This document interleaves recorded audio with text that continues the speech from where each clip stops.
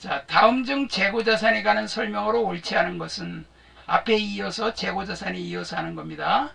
재고자산, 선입선출법은 먼저 입고된 재고자산의 매입액이 매출원가가 기록되므로 수익과 비용 대응이 적절히 이루어지지 않는다. 예, 옳지 않은 것 그랬죠? 여기에 지금 이거는 맞는 얘기예요. 왜 그러냐면 먼저 들어온 게 먼저 입고되면 옛날 가격, 옛날에 좀 싸게 사온 거하고 지금은 시가가 물건값이 올라가서 지금 매출액이 인플레이션 시에는 물가가 올라갔으니까 서로 비교하는 게 맞지를 않죠. 옛날 가격하고 현재 가격 비교하니까 적절히 이루어지지 않죠. 재고자산 평가 손실은 매출원가에 가산한다. 이건 어쩔 수 없어요. 그냥 원가에 가산해서 비싸게 파는 수밖에 없어요. 여러분들 저기 음식값 올라간 거 어쩔 수 없잖아요. 그 사람들 음식값이 올라갔으니까 음식값에 그냥 올려가지고 비싸게 받잖아요. 매출원가에 가산하고 감모손실이 발생한 모두 원가성 있는 것으로 보아 매출원가에 이게 틀렸죠. 감모손실은 말입니다. 감모손실은요.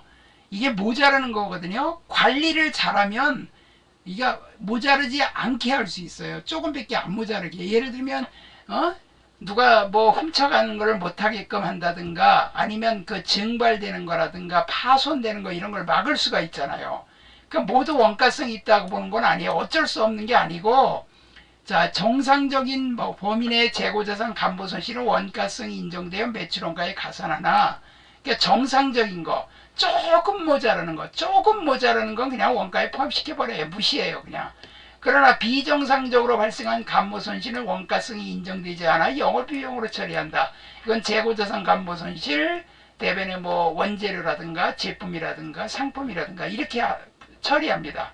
그래서 3번이 틀렸어요. 후입선출법은 일반적으로 물량 흐름과의 반대다. 그렇죠. 물량 흐름과 반대죠. 나중에 들어온 거 먼저 파는 건 물량 흐름과 반대고 물량 흐름하고 일치되는 거는 선입선출법이죠. 다음 중 영업의 손익에 해당하지 않는 것은 영업의 손익에 해당하지 않는 것. 채무 면제액 영업의 수익입니다. 기부금 손익이라는 건 손실과 이익을 다 가리키는 말이에요. 기부금은 영업의 비용, 유용자산 처분 손실 영업의 비용 다 1, 2, 4번은 맞는데 매도 가능 증권 평가 이익은요. 요 뒤에 가서 배워요. 여기다 써놓으세요. 기타 포괄손익 누계액. 이거 기타 포괄손익 누계액은요. 기타 포괄손익 누계액이라고 쓰시고 미실현손익이라고 쓰세요. 미실현손익. 그게 미실현손익이 더 확실한 얘기입니다. 이 매도가능증권이라는 거는 기타 포괄손익 누계액이라고 쓰고 미실현손익. 이 매도가능증권 평가이익은요. 이거는 장기 투자 목적으로 투자한 거예요. 국사공주를 장기 투자 목적으로 1년 이상 장기 투자 목적으로 해서 이번에 평가 이익이 났어. 근데 이거 금방 팔을 게 아니잖아. 그럼 내년에 가서 올해 이익 받지만 내년에 떨어질 수도 있잖아. 그러니까 이거는 손익계산서에 집어넣는 게 아니고 이거는 그냥 자본 항목 중에 일부로 해서 재무상태표에 들어갑니다. 미실현손익이기 때문에. 그래서 3번이 답이에요. 다음 중 손익계산 항목 중 유용자산 처분 손실이 발생할 경우 변동되는 건 4번입니다. 왜냐면 이건 영업의 비용이기 때문에 그래요. 매출액에서 매출원가 빼면 매출종이익이고 그 다음에 매출종이익에서 판관비 빼면 영업이익이고 그 다음에 영업이익에다 영업의 수익 더하고 영업의 비용을 빼면 법인세 차감전 순이익이기 때문에 이게 영업의 비용이라 4번 법인세 차감전 순이익 여기가 변동됩니다. 물가 상승 시 매출종이익 당기순이익과 재고자산을 가장 많게 표시하는 건 뭘까요? 물가가 이렇게 올라갈 때 이익이 가장 많이 나는 거. 물가가 올라갈 때 이익이 적게 나는 건 후입선출법이라 그랬죠. 나중에 산 거 비싼 거로 원가라니까. 아까 삼각김밥 500원짜리와 600원짜리 있으면 선입선출법은 500원짜리 파는 걸로 하는 거야. 그러니까 1000원 받고 똑같이 1000원 받고 팔았다 하더라도 500원짜리를 팔았으면 500원 이익인데 나중에 들어온 거 600원짜리 팔면 이익이 400원밖에 안 난다고. 그러니까 이게 이익을 많이 표시하는 건 이거는 선입선출법이에요. 먼저 매입한 싼 가격의 재고자산을 먼저 판매한 것을 가정하여 매출은 가장 적게 계상되어 이익이 많이 표시된다. 그러나 물가 상승 시 매출 총이익과 재고자산 자본금을 가장 적게 표시하는 방법은 후입손실법이다. 그래서 이거는 국제회계 기준에서 인정을 안 한다. 자, 여기까지는 이제 재고자산이 끝났고요. 비유동자산을 봅시다. 요거는 1년 이내 현금화되는 게 아니라 1년 이상 장기간 보유하고 있는 거예요. 자, 비유동자산은 투자, 유형, 무형, 기타 비유동인데 투자자산은 여기 나와 있듯이 투자자산이 일반적으로 사업의 목적이 아닌 타회사 지배 통제, 유유자금 활용할 목적으로 금융상품 등에 자금을 투자한 거예요. 장기대여금은 1년 이상 장기로 빌려준 거, 이자 받을 목적이죠. 투자부동산은 투자 목적의 비업무용으로 소유하는 토지, 건물, 기타 부동산. 이거는 저 투자부동산은요, 건물이나 토지를 살 때 투자 목적이야. 그러니까 매매차익이나 임대 목적으로 투자한 거. 그러니까 사업에 사용하려고 하는 게 아니야.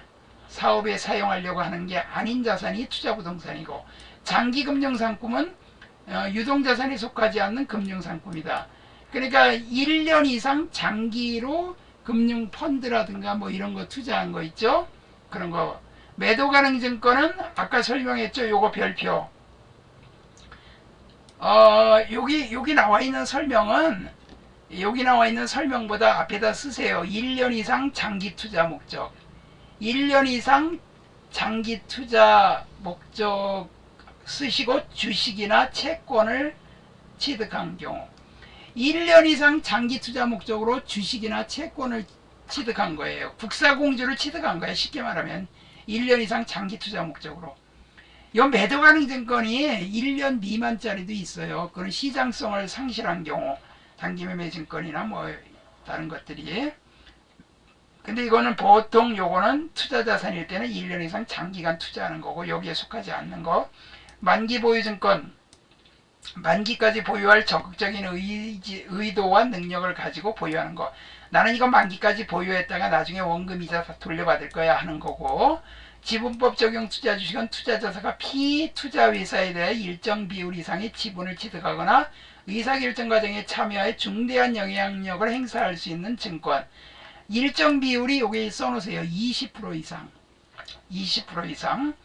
중대한 영향력을 행사할 수 있습니다. 20%는 굉장히 많이 보유하는 거예요. 그 삼성전자 이재용이가 주식 뭐 10%도 안 돼요. 몇 프로밖에 안 가지고 있어. 많이 가지고 있어야 15%밖에 안 돼요.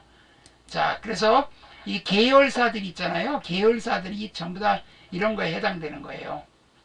그 다음에 유형자산은 판매를 목적으로 하지 않으며 판매 활동에서 반복하여 사용하고, 그러니까 이게 뭔 소리냐면 영업에 쓴다 이거예요. 판매를 목적으로 하지 않고 사용을 목적으로 하는 거야. 유형자산을 분류하기엔 조건, 요거는 별표해 놓으세요. 요거 별표. 요거 객관식으로 시험에 나옵니다. 유형, 형체가 있어요. 형체가 있어유 그러는 거. 충청도 사투리는 있어유 그러죠. 물리적 실체를 가져야 한다. 눈에 보여야죠. 영업활동에 사용할 목적으로 취득하는 자산이다. 단기간 사용하는 것이 아니고 장기간 사용할 것을 전제로 하는 자산이다. 충청도가 왜 말이 느린가 그랬더니 어떤 사람이 그러더라고. 저기 삼국시대 때 충청도는 그 가운데 껴가지고 너 어느 나라 지원할 거야? 너 어느 나라 저기 저기 할 거야? 찬성할 거야? 그러니까 말 잘못했던 목이 달아나니까 우리는요 그래가지고 말을 느리느리 눈치 봐면서 한다. 그래서 충청도가 말이 느리대요. 그래서 그래 휴 그러고 말이 느리잖아요. 그런 말이 있어요. 자, 유형자산의 종류, 토지, 땅. 여러분 대지가 뭔지 아세요? 대지? 집 짓는 땅이에요. 임야는 산, 전답은 밭전자, 논답자. 잡종지는요 저기 그 공항 있잖아요. 공항. 그 다음에 그 운전면허 학원들 있죠. 이게 다 잡종지예요. 그 이런 데 속하지 않는 거 잡종지.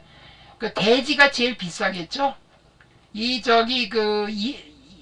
전답은요 그 몇 개월 이상 살아야지만 살 수 있어요. 근데 임야나 대지는 아무나 외지 사람이 살 수 있죠. 건물은 건물과 건물에 부착된 냉난방, 조명, 통풍, 기타 부속 설비. 자, 여기서 조심할 점. 건물이라고 하면 뭐 빌딩이나 뭐 그런 하여튼 뭐 여러 가지 뭐 창고라든가 다 건물인데 거긴 냉난방이나 이게 저 중앙 냉난방식 있죠? 중앙 냉난방식 그것도 전부 다 건물에 포함시킵니다.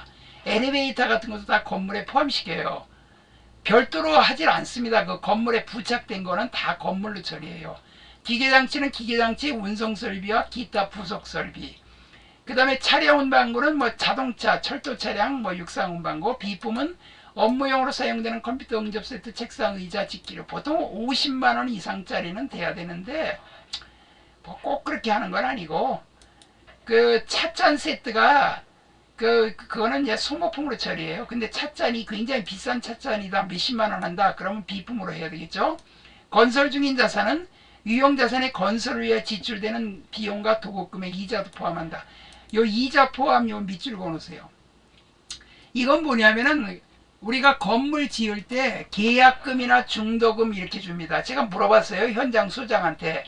이거 저기 보통 돈을 어떻게 받습니까? 그랬더니 그 저 건물 지을 때 이렇게 기둥만 뼈대 올라가고 이렇게 천장 슬라브만 하고 아무 벽돌도 안 싸고 그냥 기둥하고 이렇게 천장만 있는 그렇게까지 만드는데 70%를 받는데요.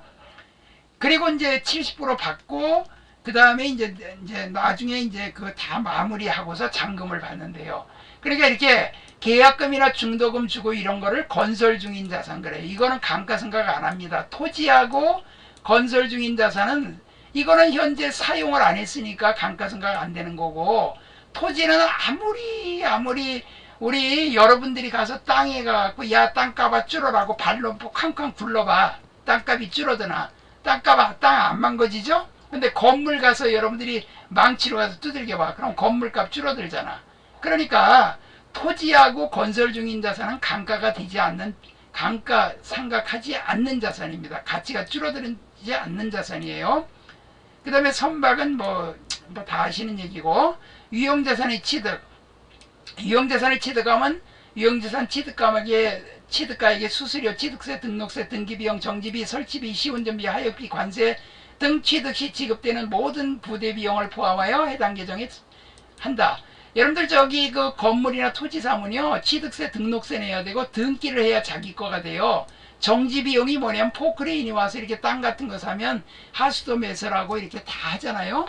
그 다음에 설치할 때 뭐 여러 가지 설치 비용도 있고, 시운전비, 뭐 기계 같은 거 뭐 이렇게 시운전해보고, 하역비 배수 내리는 거, 관세 이런 거 다 가산합니다. 여러분들 모든 상품이나 모든 자산을 취득할 때는 그 들어가는 재비용은 가산합니다. 단 가산하지 않는 거 딱 하나 있어요. 뭘까요? 단기 매매 증권 취득할 때 수수료 비용만, 수수료 비용 984번 코드로 별도로 처리하고, 나머지는 몽땅 가산이다. 이렇게 기억해 두세요. 그렇게 딱 알고 계시면 돼요. 근데 유형자산은 감가상각을 합니다. 가치가 줄어들어요. 토지와 건설 중인 자산이고, 동그라미, 토지와 건설 중인 자산은 가치가 줄어들질 않습니다. 사용함으로 가치가 줄질 않아요. 제외한 건물, 비품, 차량, 운반구, 기계장치 등은 사용이나 시일 경과에 따라 그 가치가 점차적으로 감소하게 되는데, 시일이 경과되거나 사용하면 망가지게 되죠. 자동차도 오래 타면 망가지잖아요. 이를 감가라고 하고, 결산 시 감가상각비를 계상하여 유형자산의 장부가액을 감소시키는 절차를 감가상각이라고 한다. 유형자산의 감가상각은 간접법으로 분개한다. 이건 사실 비용 배분, 여기다 써놓으세요. 비용 배분, 비용을 배분한다. 그 사용 연수 동안, 내용 연수라 그러거든요. 사용하는 연수 동안 비용을 배분해주는 절차가 감가상각이에요. 유형자산 감가상각비 분개, 차변의 감가상각비, 대변의 감가상각 두 개, 그래요.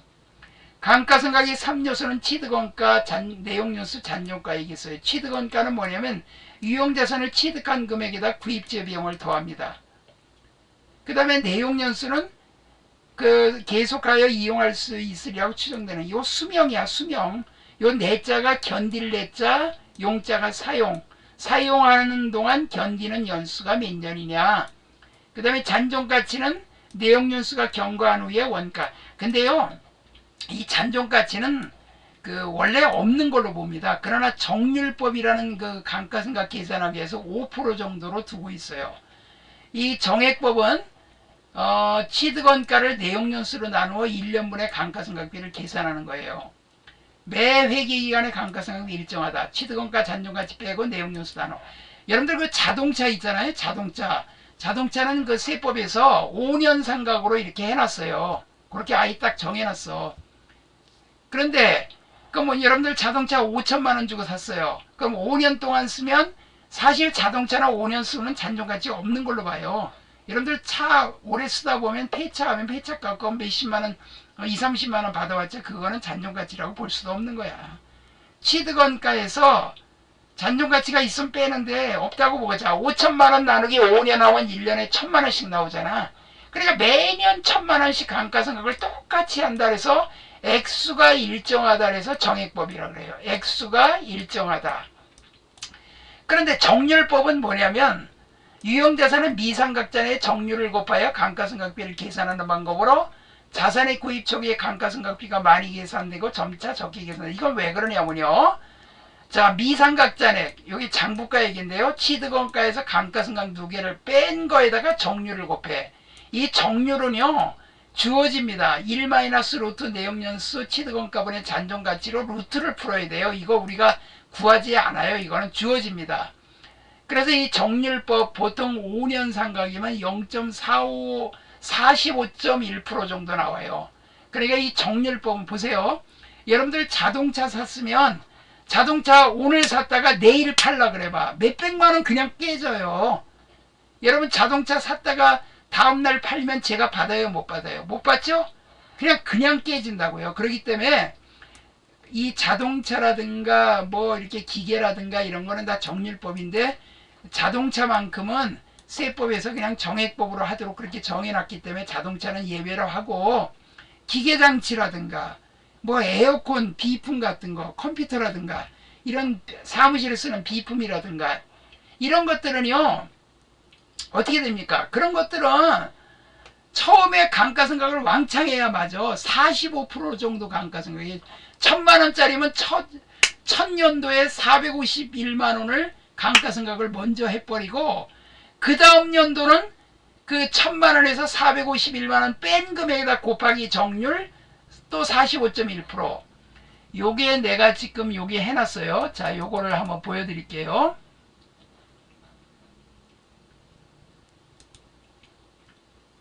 자, 1차 년도에 1,000만 원짜리인데 그냥 45%로 합시다. 45.1%인데 처음에는 45% 곱하니까 450만 원 나와요.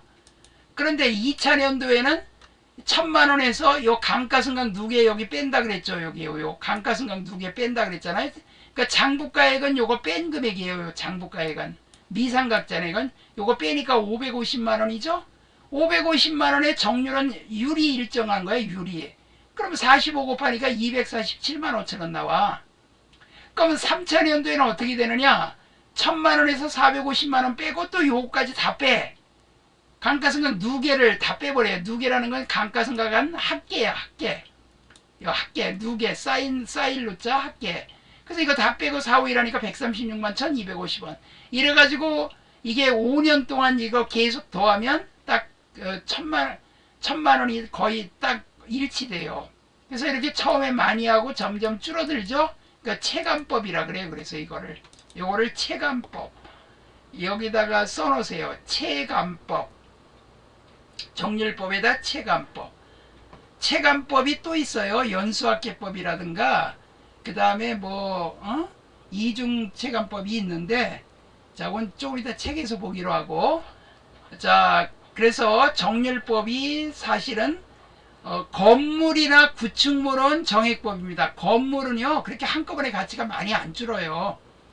건물은 보통 한 50년 정도 쓴다고 보는데 건물이나 구축물 뭐 담벼락이라든가 뭐 이렇게 여러가지 화단이라든가 이런 구축해 쌓아둔 거 그런 거는 정액법으로 하고 나머지는 다 정률법으로 하는데 그 차량 운반고 업무용 차량 업무용 자동차만 5년으로 합니다. 자, 그러면 정액법과 정률법의 장단점 비교.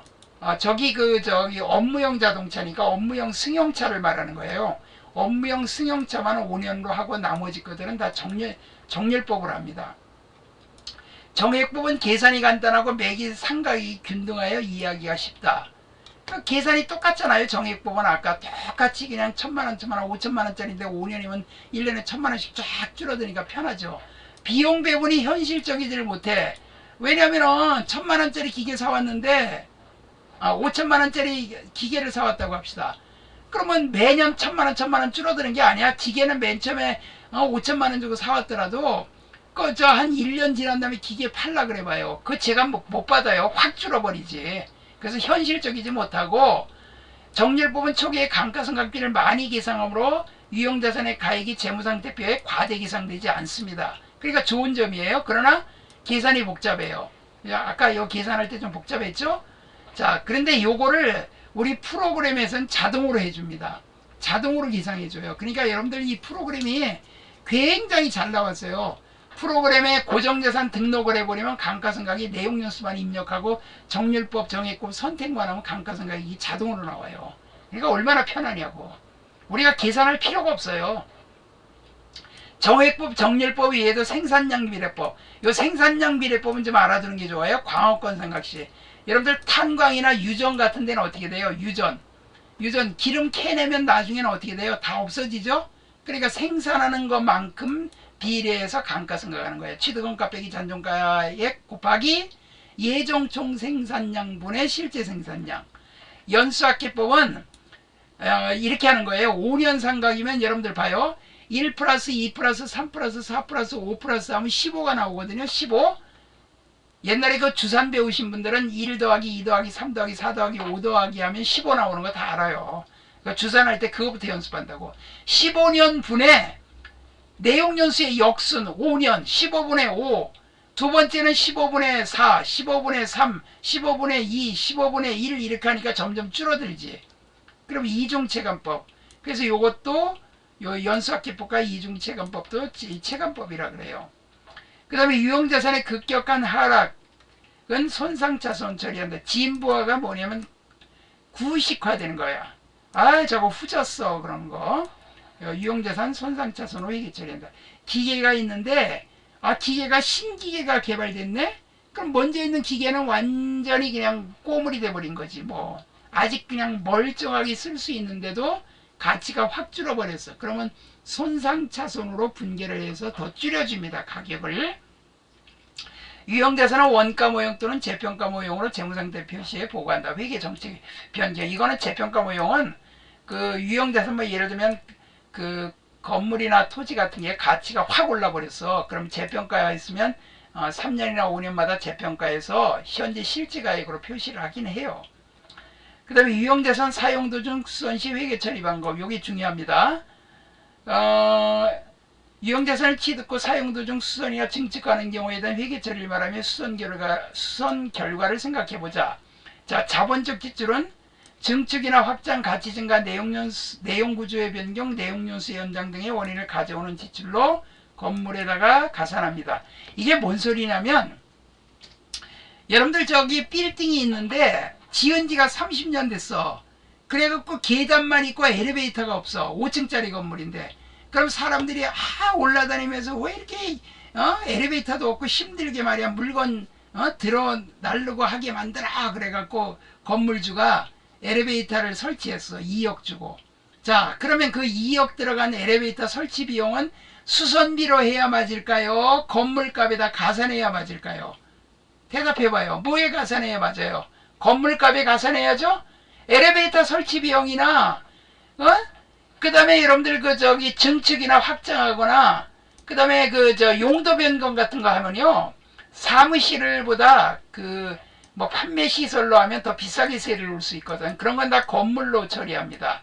자동차를 만약에 엔진을 교체했어. 자동차 엔진을 신빙으로 교체했어. 그러면 차값이 올라가잖아. 이런 건 자본적 지출이라 그래. 왜냐면 자산의 가치가 올라가면 자본도 올라가잖아. 자산에서 부채 뺀 게 자본이니까 그럼 결국 자본적 지출. 내 자본이 증가된다. 그래서 자본적 지출. 이건 가치가 증가되거나 내용연수가 증가되면 건물이나 차량은 방고를 하고, 수익적 지출은 자 건물에 유리창이 깨졌어. 태풍으로 유리창이 깨졌어.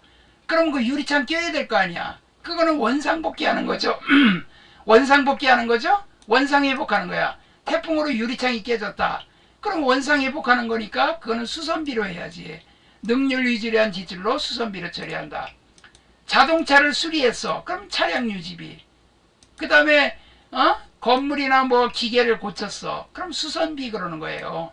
그래서 자본적 지출로 하라면 건물로 하고 수익적은 수선비. 근데 시험에 어떻게 나오냐면 이렇게 나와요. 이론에. 자본적 지출로 처리할 거를 수익적 지출로 처리했을 경우에 미치는 영향으로 맞는 것은 오메 문제를 그렇게 내고 수준 있는 문제. 자, 건물로 처리할 걸 수선비로 했어. 그러면 어떻게 돼요? 이 분개를 해보는 거야. 건물 현금인데 건물을 살짝 지우고 수선비. 이 바람에 비용의 과대계상. 건물로 해야 될 걸 안 하고 수선비로 했으니까 비용의 과대계상. 건물을 안 했으니까 자산의 과소계상. 그럼 비용의 과다계상 하니까 순이익의 과소계상. 그 다음에 자본의 과소계상. 뭐 이렇게 나중에 문제 풀 때 해드릴게요. 자, 공장의 신축을 위한 차입금 이자 비용을 지급하다. 이자 비용은 자본적 지출로 회계 처리하다. 여러분 저기 건물 지을 때요, 자기 돈 갖고 지을까요? 자, 은행에 대출 받아 갖고 짓는 거 많아요. 그럼 은행 대출 받으면 이자 나가죠? 이자. 은행 대출 받으면 이자 나갔던 거, 이자도 여기다 가산합니다. 건물값에 가산해요. 은행 이자도 건물값에 가산합니다. 여러분들 저 아파트 재건축 하잖아요? 아파트 재건축하면 은행에 대출 받아 갖고 하거든요. 건설회사들이. 거기에 그 대출 이자가 전부 다 건물값에 가산해서 아파트 분양가가 올라갑니다. 그래서 이거 건물값에다 가산해. 지금 짓고 있으니까 건설 중인 자산은 현금. 그 다음에 건설 중인 본사 건물이 완공되어 건설대금 잔금 10,000원을 보통예금 계좌에서 2차에 지급하다. 건설 중인 자산 잔액은 5,000원이다. 그러니까 이미 좀 계약금이나 중도금 준 게 5,000원이고 잔금이 10,000원이면 건물이 완공됐다니까 건물이 15,000원. 그 다음에 보통예금을 10,000원을 줬으니까 보통예금이 나가고 건설 중인 자산이었던 것이 차변이었던 게 대변에가 없어지면서 건설 중인 자산 5,000원, 건물 15,000원 이렇게 되는 거예요. 자, 이렇게 분개되는 게 결국 앞에서 지난 그 프린트에서 배웠던 거를 가지고 토대로 차신해하고 대신해하고 나누는 건데 그걸 공부를 안 하고 이거를 바로 하려니까 이거 힘들 수밖에 없죠. 그래서 기초가 중요하다는 거예요. 그 첫 번째 프린트에 분개를 잘해야 회계가 아주 쉽고 편하게 배울 수 있어요. 그러니까 건물 보통예금 건설 중인 자산, 그 다음에 본사 건물을 건축하기 소요된 자금을 우리은행에서 차입한 차입금에 대한 이자 1,000원을 현금으로 지급하다. 이 차입금에 대한 자본화 대상 요건을 충족하고 이 건물은 건설 중에 있다. 이거 자본화 대상 요건은 바로 그 건물값에다 가산할 수 있도록 건물값에 가산한다 이 소리야. 건설 중인 자산은 현금. 위에 이거하고 똑같은 거예요. 1번하고. 그 다음에 자, 요 4번 별표. 회계 1급에 요 4번 별표 시험 잘 나와요. 자동차 여러분이 등록할 때 얘기해요. 영업용 승용차를 10만원에 매입하면서 장기 보유 목적의 공정가액 5,000원의 공채를 7,000원, 액면가액 6,000원에 매입하고 모두 현금으로 지급하다. 자, 뭐 차량을 매입하면서 이제 등록할 때의 얘기예요. 이거는 사실은. 자, 근데 장기 보유 목적이에요. 근데 이걸 지금 얼마에 샀다고요? 공정가액 5,000원이에요. 여러분들 공정가액으로 해야 됩니다. 공정가액 동그라미 항상 시가로 기재해야 돼요. 단기매매증권, 매도가능증권은 다 공정가액으로 평가합니다. 여기 지금 공정가액이 5,000원이죠. 그래서 매도가능증권은 5,000원. 근데 이거를 7,000원에 샀어. 액면가액은 이건 살짝 지우세요. 액면가액이 필요 없어요. 내가 산 거는 액면가액은 살짝 지워버려. 자, 이거 7,000원은 이건 뭐냐면 군청이나 시청에 자동차 등록할 때 7,000원에 사래. 이게 지금 7,000원에 사래. 그러면 여러분들이 왜 이렇게 좀 시가가 5,000원밖에 안 되고 액면도 6,000원밖에 안 되는데 왜 7,000원이에요? 그러면 그 사람이 뭐라 할까? 나도 몰라요. 이거 7,000원 안 내면 등록 안 됩니다. 그러면 여러분들이 할 수 없이 그냥 7,000원 내고 자동차 등록해야 될 거 아니야. 그래야 운행할 거 아니야. 그 자동차 등록하는 데서 공채 얼마에 사라 그러면 꼼짝없이 그 돈 주고 사야 돼요. 근데 시가는 지금 5천원이야. 그래서 매도 가능증권 5천원. 그럼 요거 5천원짜리 7천원이니까 2천원 더 주고 샀잖아요. 그럼 요거 승용차가 10만원이야. 요 2천원 더 준 거는 승용차를 우리가 사기 위해서, 등록하기 위해서, 사서 등록하기 위해서 들어간 돈이니까 차량 운반부에 가산해야 돼. 요거 2천원 더 준 거는 여기다 가산한다는 점. 요거 동그라미. 그러니까 매도 가능증권, 이거 만기까지 보유하면 만기 보유증권, 단기 보유하면 단기 매매증권. 그 공정가액을 초과한 금액은 자동차에 가산한다 하는 거를 기억하시라 이 말입니다. 요거 시험에 몇 번 나왔었어요. 그 다음에 토지와 건물을 모두 일괄적으로 1,500에 취득하고 보통예금에서 지급해다. 그러니까 이제 토지하고 건물이 있는 걸 한꺼번에 그냥 1,500에 그냥 뭉뚱그려 가지고 그냥 사버렸어. 1,500에 그냥 사버렸어. 1,500에 사버렸는데 이거를 사실 건물하고 토지하고 나눠서 분개를 해야 돼. 토지하고 건물 나눠야 돼요. 어떻게 나누냐? 시가대로 나눠요. 토지의 공정가치 시가는 2천이고 건물의 공정가치는 1,000만원이다. 그럼 이거 이렇게 하면 되죠. 1,500 곱하기 두 개 합친 3천분의 2천. 또 3천분의 1,000 그러면 이거는 건물이죠. 그러니까 이거 합치면 3천이고 1,500만원 곱하기 3천분의 2천 3분의 2. 그러니까 토지가 1,000만원이고 그 다음에 3천분의 1,000이니까 3분의 1은 요 3분의 1 500은 건물이죠. 보통 예금 이렇게 나눠주는 겁니다. 자, 그 다음에 새로운 공장을 신축하기 위하여 건물이 있는 토지를 2천원에 취득하고 기존의 철거 비용을 모두 보통 예금에서 2차에 지급되고 또 별표 6번도 별표. 자, 여러분들 저 강원도에 여러분들 사시는 분들이나 여기저기 다른 저기에 그 시골에 집들이 옛날 집은 다 오래돼 가지고 거기에다가 만약에 공장을 하나 지으려고 그래요. 그러면 그 건물이 있는 토지를 사가지고 그 건물을 그냥 둘까요? 헐어버릴까요? 헐어버리겠죠? 건물 헐어버려요. 그럼 헐어버리면 그게 철거 비용이거든요. 그러면 이제 건물은 아예 없어지는 거야. 건물이 있는 토지를 2천원에 취득하고 철거 비용 들어가면 이거는 토지에다가 이 철거 비용을 가산합니다. 보통 예금 2,100. 그러니까 철거 시에는 철거 비용에서 폐기물 처분이익을 차감한 금액은 취득원가에 가산한다. 뭐 건물 철거해갖고 뭐 철근 나와서 팔아서 돈 조금 받았다. 그건 뺀 금액 철거 비용은 이렇게 토지원가에 가산해야 돼요. 포크레인이 와갖고 하겠죠. 포크레인을 하러 오면요 한 70만원 80만원 그 정도 줘야 될 거래요. 이 철거하는데 그러니까 토지에다가 가산합니다. 그 다음에 요걸 먼저 할게요. 공정가액 토지 1,500, 15,000, 장부가액 7,000을 출자받고 액면가액 만원의 주식을 발행하여 교부하다. 자, 토지를 출자받았는데 장부가액 지우세요. 요거 살짝 지워. 자, 액면가액 만원의 주식을 발행했어. 그러면 자본금이에요. 주식 발행하면 자본금이에요. 액면가액 동그라미 치세요. 주식은 액면가액이 자본금입니다. 왜냐하면 이 법원에다가 등록을 하게 돼 있어요. 등기를 하게 돼 있어요. 우리는 이 액면가액으로 자본금을 표시하도록 돼 있고요. 등기하도록 돼 있습니다. 그래서 등기하면 액면가액이 자본금이 되고 그 액면가액을 초과하면 주식 발행 초과금이라 그래요. 미달하면 주식 할인 발행 자금. 근데 토지가 지금 15,000원짜리예요. 근데 내가 주식은 10,000원어치밖에 안 줬거든. 근데 토지는 15,000원이 들어왔어. 장부가액은 옛날에 이 사람이 토지를 7,000원 주고 산 거니까 이건 현 시세는 아니잖아. 옛날 가액이잖아. 옛날 할아버지가 저 땅 100원 주고 샀는데 지금 100억이 됐다. 그럼 100억이 돼야 맞잖아. 토지 15,000원, 자본금 10,000원, 주식 발행 초과금 5,000원. 이해가죠? 토지가 들어오고 요거는요 뒤에 가서 다시 배울 거예요. 다음 시간에 자본금, 주식 발행 초과금. 그 다음에 대주주로부터 건물 장부가액, 공정가액 10,000원을 기준받다. 여기서 장부가액 이렇게 살짝 지워요. 이거는 대주주가 옛날에 사왔던 건물의 가액이고 지금 현재 시세가 10,000원짜리야. 그럼 건물이 10,000원짜리 들어오고 자산 수정이 이거예요. 이거 별거 아니야.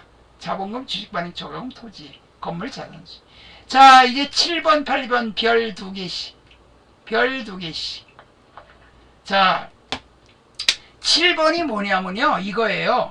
우리가 가지고 있는 기계를 동종업종의 다른 사람하고 기계끼리 교환하는 거야. 기계끼리 교환.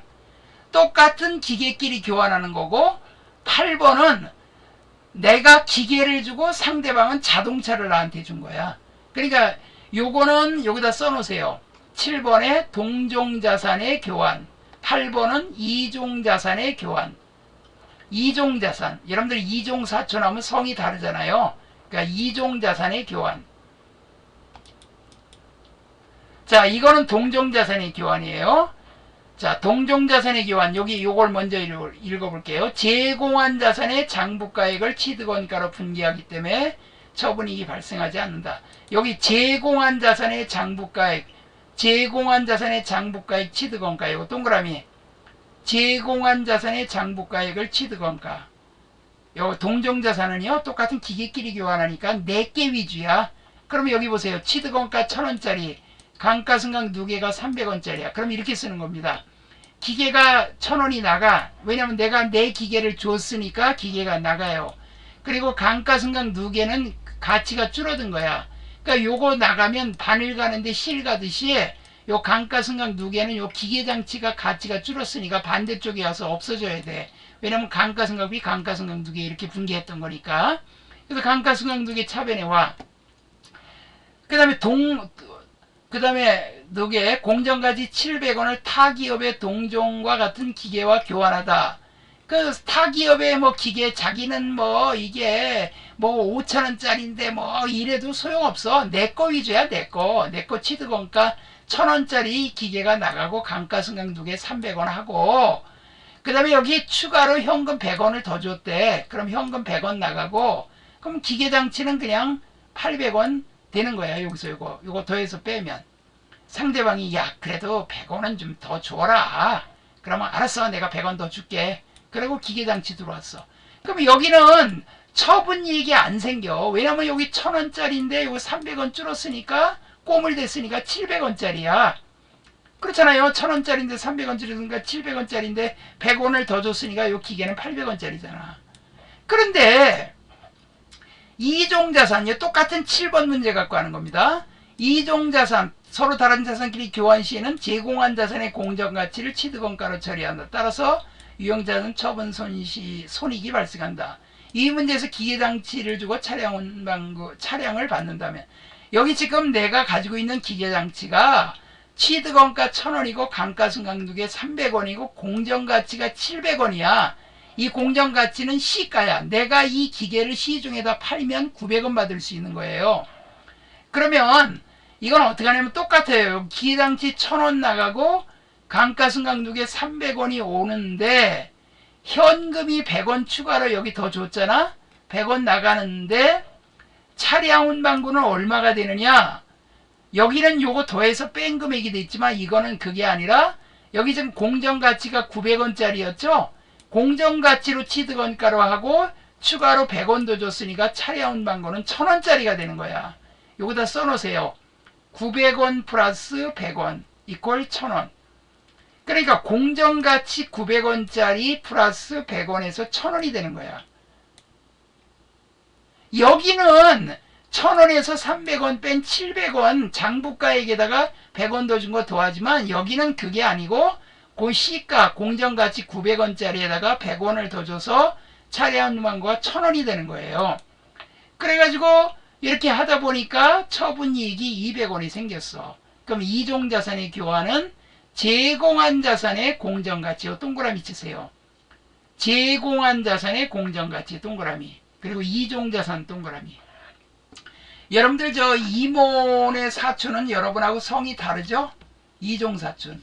여러분들 결혼하셨으니까 여러분 자녀들이 여러분 동생이나 언니 자녀들하고 성이 다르잖아요. 남편 성이 다르니까. 그러니까 이종자산은 이렇게 차량 운반구하고 기계장치하고 서로 다른 자산끼리 교환할 때는 제공한 자산의 공정가치를 취득원가로 한다. 여기 공정가치 900원 나왔죠? 상대방의 공정가치, 상대방의 장부가액 다 필요 없어. 내 거의 공정가치가 없을 땐 상대방 거로 할 수는 있어요. 그러니까 여기 지금 900원에다가 100원 더해서 1000원이 됐다. 이렇게 알아두시면 되고요. 자, 유형자산의 처분. 유형자산을 처분했어요. 처분하면 어떻게 되느냐? 여기 이거 갖고 설명할게요. 취득원가 50만원, 감가승강 2개 20만원. 이거 뭐야? 감가승강 2개는 꼬물 됐단 얘기야. 50만원짜리 건물을 취득했는데 건물을 쓰는 바람에 이만큼 꼬물이 돼서 건물값이 그만큼 줄었어요. 이게 시가가 줄었다는 게 아니고 건물의 가치가 줄었다는 거야. 감가가 됐다는 얘기야. 건물이 그만큼 낡았다는 얘기예요. 근데 처분가액이 31만원, 31만원 받고 팔았어. 그러면 여기는 건물이 나가 50만원짜리. 건물 팔았으니까 당연히 나가야지. 자산의 감소. 그 다음에 감가승강 2개가 차변에 와야 돼. 이거 반을 가는데 실 간다. 이렇게 외워두세요. 건물이 나가는데 감가승강 2개가 그냥 있을 순 없지. 건물이 나가면 감가승강 2개는 건물 때문에 감가승강비 감가승강 2개 한 거니까 이것도 사라져야지. 그럼 감가승강 2개 20만원. 그럼 요거 50에서 20을 빼면 30만원짜리인데 31만원 현금으로 받았어. 그러면 처분이익이 만원이지 뭐. 여기서 이거 더해갖고 이거 빼니까 처분이익 만원. 자, 취득원가가 50만원 나가고 감가승강 2개 차변에 오고 반을 가는데 실 간다. 반을 가는데 실 간다. 이렇게 외워두세요. 31만원 현금 받고 처분이익 만원. 그 다음에 취득원가 50만원짜리인데 감가승강 2개 20만원이야. 그러면 건물이 50만원 나갔어. 감가승강 2개 20만원 똑같이 와. 근데 현금은 27만원 밖에 못 받았어. 그러면 요거 이쪽이 더 많죠? 처분 손실 3만원. 요거 분계 시험에 잘 나옵니다. 요거 별표해 놓으세요. 요거 시험에 잘 나와요. 자, 그 다음에 이제 무형자산인데, 무형자산은 뭐 특별히 설명할 게 없어요. 무형자산은 형체가 없는 자산인데, 뭐 영업권은 권리금이라고 써놓으세요. 권리금. 다른 회사를 비싸게 주고 사는 거. 유상취득뿐만 인정해요. 자기가 창설한 영업권은 인정 안 됩니다. 그 다음에 특허권, 실용시행권, 의자권, 상표권 이런 거 새로운 특허, 새로운 실용적으로 만든 거, 새로운 디자인, 상표권. 개발비는 신제품 개발하는 거. 임차권리금 이거는요. 건물을 임차했는데 그 장사가 잘 되는 데야. 장사가 잘 되니까 그 보증금에다가 얹어가지고 권리금을 더 받는 거야. 보증금에. 임차 보증금 위에 더 받는 거. 그러니까 더 지급한 거지. 내가 사온 거니까. 이건 내가 다 돈 주고 취득한 거예요. 임차 권리금. 광업권은 광물을 채굴할 수 있는 거. 생산량비례법으로 소프트웨어나 라이선스, 저작권, 프랜차이즈. 무형자산의 감가상각은 직접법으로 해요. 추정 내용용수 또한 체계적인 방법 외에 비용으로 배분하는 거다. 그러니까 내용용수 동안 다 비용으로 배분하는 거야. 아까 유형자산 감가상각비도 그렇고 이것도 그렇고 비용 배분이에요. 체계적이고 합리적인 상각 방법을 정할 수 없을 때는 정액법으로 한다. 이게 뭐 정액법으로 할 수도 있고 생산량비례법, 정률법도 뭐 선택이 가능하지만 일반적으로 무형자산은 다 정액법으로 합니다. 상각기간은 독점적 배타적인 권리를 부여하고 있는 관계 법령이나 계약에 정해진 경우를 제외하고는 20년을 초과할 수 없어요. 20년이 한도입니다. 무형자산의 감가상각비는 판관비로 처리한다. 무형자산 감가상각비의 분계는 무형자산 상각비, 특허권. 앞에다 무형자산 상각비예요.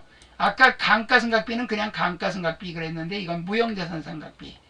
그 다음에 기타 비유동자산은 이게 여기에 속하지 않는 것들, 그 밖의 것들, 전세권, 아시죠? 임차보증금, 월세보증금, 영업보증금, 부동과 수표 이런 거. 그 다음에 뭐 장기 매출채권, 장기 미수금 이런 건 필요 없고 전신전화가 있건 이거는요. 전신전화가 있거는 이거는 뭐 옛날에는 굉장히 컸는데 지금은 별로 필요 없어요. 요런 문제는 이제 있는데 요 문제는 감가상각에 대한 설명이다. 가론에 들어갈 말은 유형자산의 감가상각이 정액법, 체감량의 연수학급 생산량비례법이다. 기업자산의 예상 조업 또는 예상 생산량에 근거하여 감가상각을 인식하는 방법이다. 감가상각 방법은 해당 자산으로 예상되는 여기에요. 예상 생산량에 근거하여 그러면 여기 생산량비례법 4번이 답이야. 그냥 볼 것도 없이 생산량의 근거에 감가상각하면 생산량 비례법. 그 다음에 아래의 고정자산에 대해 2023년 기말결산 시 감가상각비 제조원가, 이거 동그라미 제조원가. 제조원가는 여기 생산부 동그라미, 이거 생산부 동그라미, 생산부 동그라미. 자, 여기 취득가액이 3천만 원이야. 이 그랜저는 신경 쓸 거 없어. 이건 영업부니까. 여기는 제조원가만 물어보는 거니까 3천만 원에서 잔존가치 500을 빼. 그럼 2,500만 원 나오거든요. 내용연수 5년이야. 2,500만 원 나누기 5년 하니까 5, 25, 500만 원 나오잖아. 그게 답이 500만 원이야. 왜냐면 3천에서 500 뺀 2,500을 5년으로 나누니까. 아니면 요거 3천에서 500을 뺀 2,500에다가 0.29 빼도 500 나오죠. 요거는 뭐 신경 쓸 거 없고 여기 풀이 과정이 있으니까 이건 됐고, 다음에 무형자산에 대한 설명으로 옳지 않은 것은 4번에 무형자산은 최초로 인식할 때 시가로 측정하는 게 아니라 원가로 측정합니다. 요거 시가 지우고 여기다 원가라고 쓰세요. 무형자산은 처음에 취득할 때 그 원가로 측정합니다. 원가로다가 기장합니다. 측정이란 말은 기정한다 이 말이에요. 기장한다. 장부에 기장한다. 무형자산은 영업상 목적으로 획득 또는 보유하고 있는 것으로는 물리적 형체가 없고, 물리적 형체가 없어요. 무형이니까. 식별 가능성은 특정 무형자산을 다른 자산과 구분하여 별도로 인식할 수 있음을 의미한다. 여러분들 저기 그 백신 같은 거 특허권 있잖아. 그런 거는 다른 거와 구분해서 자기네들이 독점적으로 가지고 있잖아요. 무형자산 미래 경제적 효익은 재화의 매출이나 용역의 수익, 원가 절감, 자산의 사용에 따른 기타 효익의 형태로 발생한다. 재화의 매출, 백신 팔아갖고 돈 엄청 벌잖아요. 그 다음에 서비스 수익이나 원가 절감, 이런 특허 같은 거 내면 이런 것들이 있어요. 특허권은 엄청 많이 가지고 있는 사람들도 있더라고. 보니까 TV에 보니까 뭐 달인 같은데 보고 뭐 그런데 보면 그런 거 나오더라고요. 여기까지가 무형자산이에요. 여기까지가 이제 무형자산 설명인데, 이게 뭐 이런 거는 무형자산은 특별한 게 없고, 유형자산은 감가상각인데, 여러분들 책에 보시면 저거 한번 보세요. 여러분 책에 54쪽 보세요. 54쪽. 54쪽. 여러분 책에 54쪽. 감가상각 계산 방법이 쭉 나와 있거든요. 거기 정액법, 정렬법, 연수학계법, 생산량 비례법. 요거 한번 그냥 읽어보세요. 자, 그거 이제 보시면 되고,